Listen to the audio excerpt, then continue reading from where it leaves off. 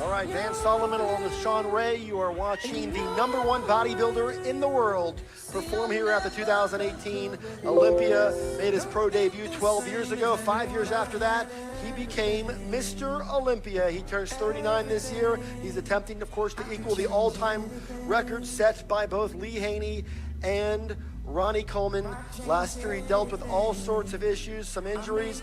He promised to come back this year better. He promised to come back here and make history. And Sean Ray, I'm going to let you get this posing routine started by giving us a take on what we're looking at right here from the 7-time champion. You're seeing why they call the guy the gift.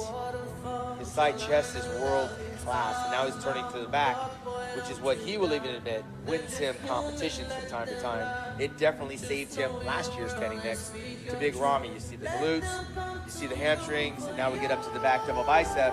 And usually by comparison, this is where Phil rises to the occasion. Well, Phil Heath and his trainer, Hani Rambod, are known for mastering the art of those 24 hours. They have a history of being able to tweak and tighten and improve over the course of those 24 hours.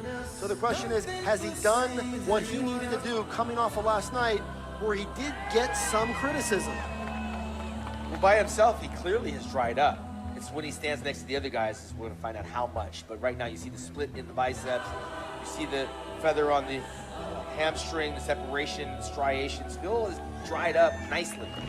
You cannot determine whether it's enough until he's standing next to the other lineup. Again, he doesn't have very many weaknesses. This is very much a business trip for Phil Heath. He knows what's at stake. He knows there's plenty of people that would like to see him go down. When you get to the top, those are the realities, and he is here. He has done the work. I caught up with him the other night. He has laser focus. He and Hani Rambod have worked extremely hard to get to this place, and he is on the doorstep of history. Well, when you talk about history, Ronnie Coleman and Lee Haney, you cannot not talk about someone like Phil Heath, who may join that company. But again, the midsection is what I'm drawn to in between the poses. He's got to maintain a nice, tight midsection, because that's where Sean Roden will close the gap. He may shut the door on him when it turns to the rear double bicep, but when it comes around to that front abdominal and thigh, that's where Sean Roden is right there waiting for Phil. So this is going to be a battle of comparisons in terms of what they look like standing next to each other. And for Phil, he's a different kind of champion. He's also a champion in the era of social media.